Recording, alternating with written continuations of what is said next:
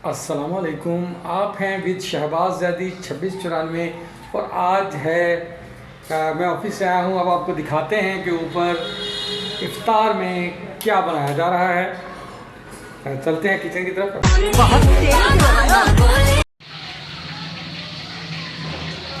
अच्छी हवा चल रही है। आज सारा दिन खासी गर्मी थी। छत पे पौधों पे फूल आने शुरू हो गए हैं। ये है जी डीज़ल प्लांट। इस डीज़ल प्लांट पे आने शुरू हो गए हैं जी। ये देखिएगा फूल मेरे भी इल्म में नहीं कि बन क्या रहा है।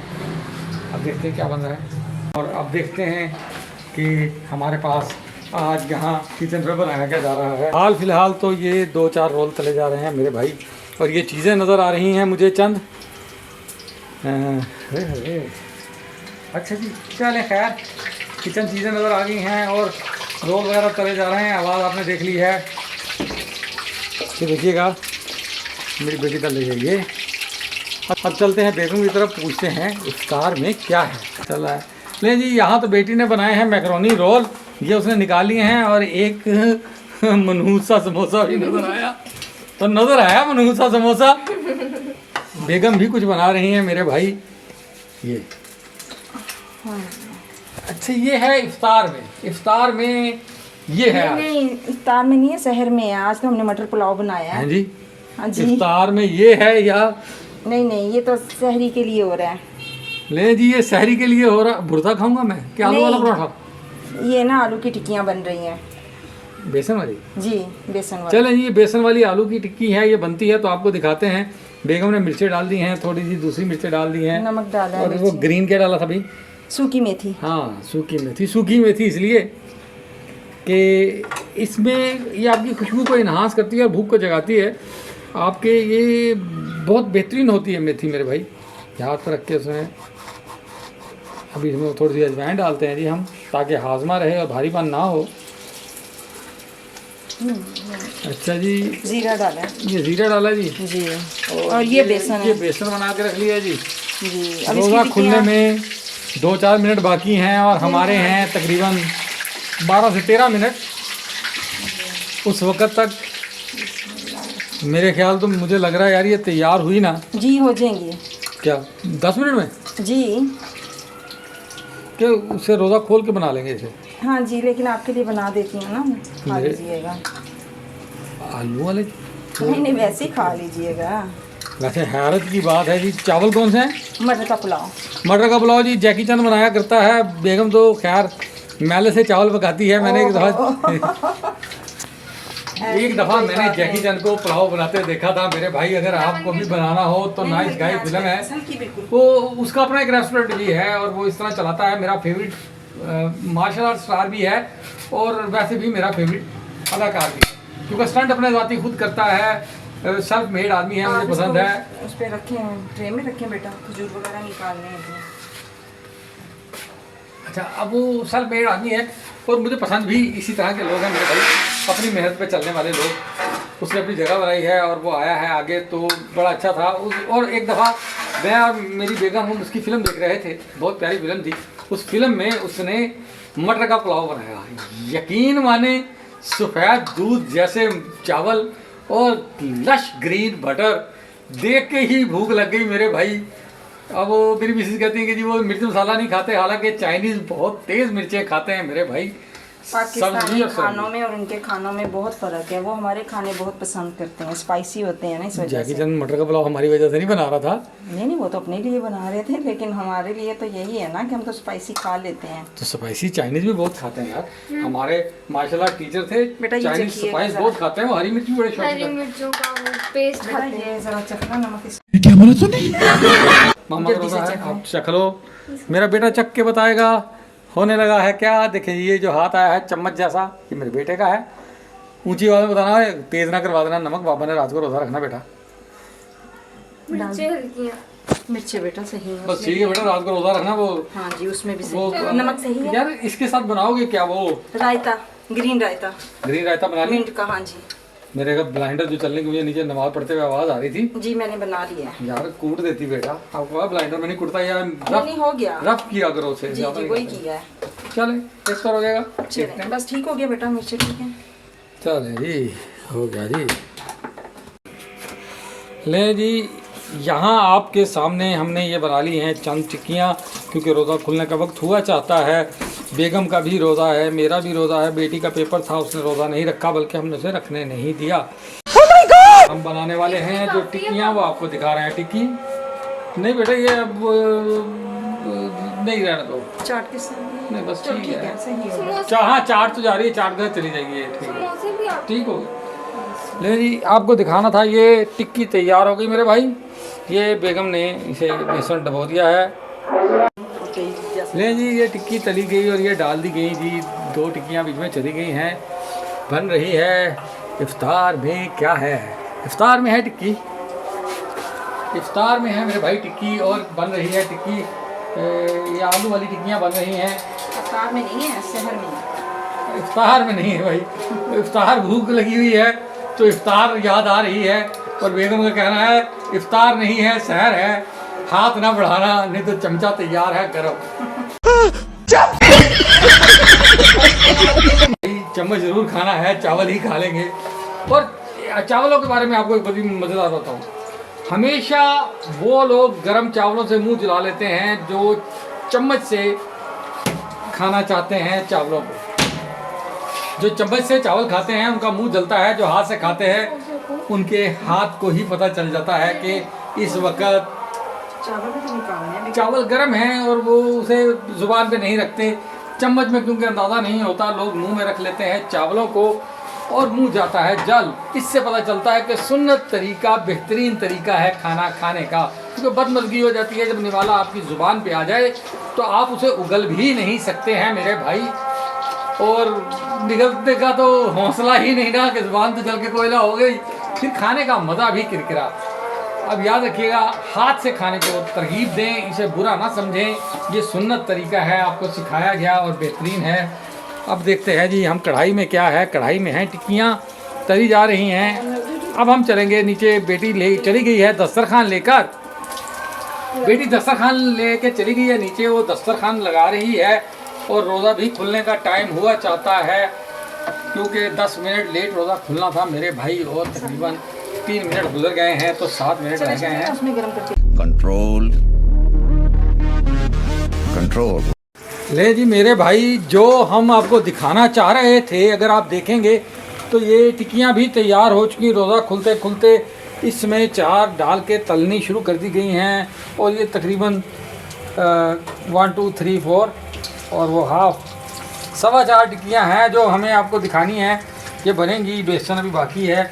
मिसिज़ ने स्पीड के साथ इन्हें तल दिया है, और तल दिया है मेरे भाई, तल दिया है। नमाज भी पढ़नी है, बस तली गई हैं टिक्कियाँ। नहीं वो ढेर लगा आपको नज़र आ गया है। ये चम्मच है, देखें चम्मच को हिला जुला के बताया गया है कि ये सहर है। इफ्तार में हाथ बढ़ाने की सूरत में चम्मच हाथ पे डिज़ाइनिंग बना सकता है।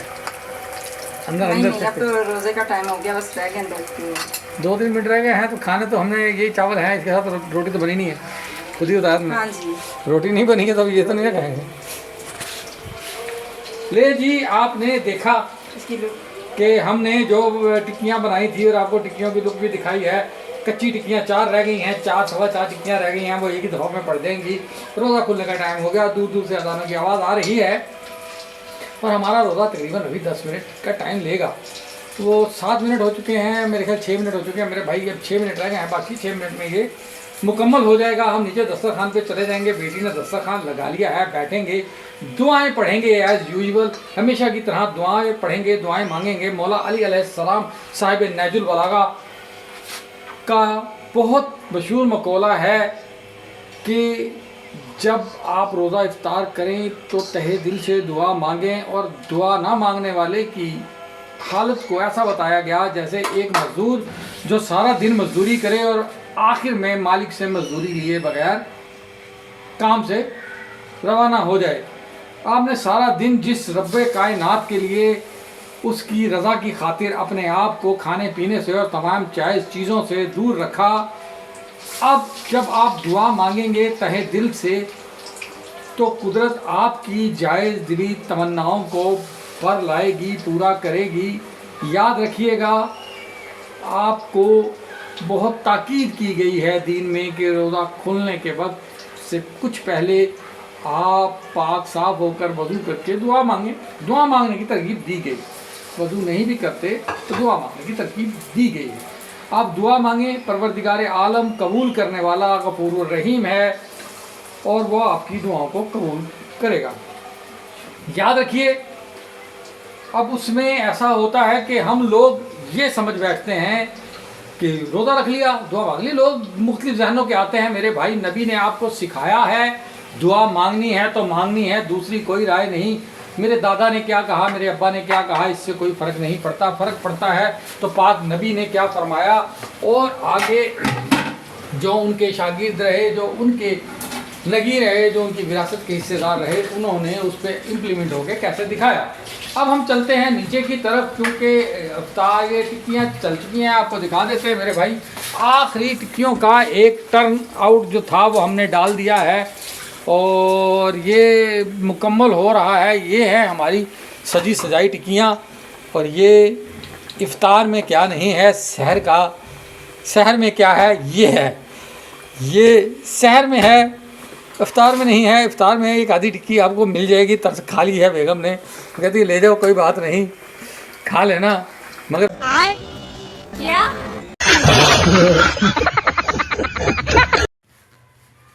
ले जी पहुंच चुके हैं कमरे में जहां सजा हुआ है दस्तरखान। आपको दस्तरखान की देते हैं लुक, आप देखिएगा। ये है एक लुक, ये चावल हैं, ये है और इसके साथ ये चाट है, वो सैलिड है। रायता वगैरह मैं लाती हूँ अभी पर। रायता छोड़ के आए हैं खुद। रोज़ा खोलने के लिए हमने खजूर ले ली है और खजूर से शुरू करते हैं रोज़ा। बिस्मिल्लाहिर्रहमानिर्रहीम। परवरदिगार जो मोहताज हैं उनकी तंगी को दूर फरमा, परवरदिगार परेशान हालों की परेशानी को दूर फरमा, जो बीमार है उन्हें शफाए कामला अता फरमा। परवरदिगार अपने सिवा किसी का मोहताज न कर, हमारे दस्तरखान में वुसअत अता फरमा, सबको अपनी नेमतों से नवाज। परवरदिगार ज़माने और हवादिस की परेशानियों और मुश्किलों से बचा। आमीन सुमा आमीन या रब्बुल आलमीन। अल्लाहुम्मा सल्लि अला मुहम्मदिन व आले मुहम्मद। परवरदिगार रिज़्क़ हलाल कमाने की और तकसीम करने की तौफीक अता फरमा। बिस्मिल्लाहिर्रहमानिर्रहीम। अल्लाहुम्मा सल्लि अला मुहम्मदिन व आले मुहम्मद। ले मेरे भाई, अपने प्लेटर में मैंने जो शहर में है वो भी डाल लिया है, जो इफ्तार में है वो भी डाल लिया है। बाकी ये देखें जी, ये समोसा है, थोड़ा सा ही चखते हैं मेरे भाई और देखते हैं मेरी बेटी ने कैसा बनाया है। वो कहती है जी खा के देखना।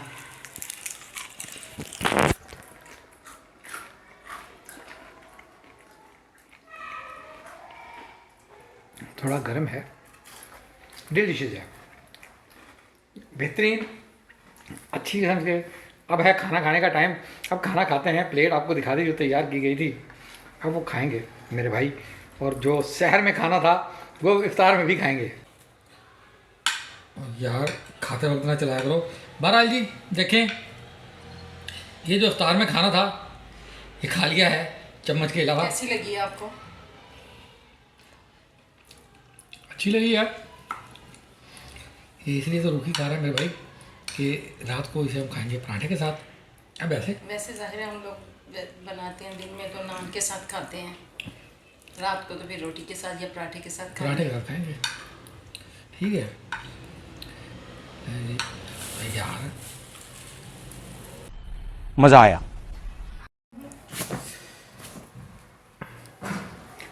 मेरे भाई अभी आपको प्लेट का एक मंजर दिखाया गया खूबसूरत।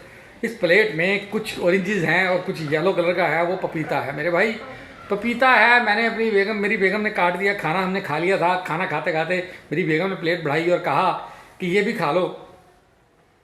मेरी बेटी कह रही मैं नहीं खाती, तो उन्होंने कहा खा लो, हाजमे के लिए कितना अच्छा है, हाजमे के लिए बहुत अच्छा है ये।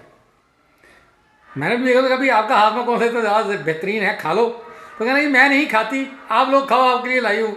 और मैंने सोचा ये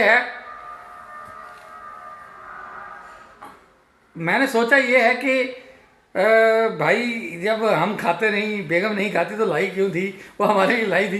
ये सारे तजुर्बात हम पे करने हैं मेरे भाई। ये छोटा सा व्लॉग आज का आपको पसंद आया हो तो मेरा चैनल को लाइक करें, सब्सक्राइब करें, बेल आइकन को प्रेस करें, लाइक करें, सब्सक्राइब करें, बेल आइकन को प्रेस करें, ज़्यादा से ज़्यादा शेयर करें। आपकी राय का इंतजार रहेगा उस वक्त तक के लिए। अल्लाह हाफिज़। फिर मिलेंगे एक नए व्लॉग में एक नई चीज़ के साथ। Contigo, contigo, contigo. No se llama, llama, Cali, Bauta, se llama, Evo, Harino,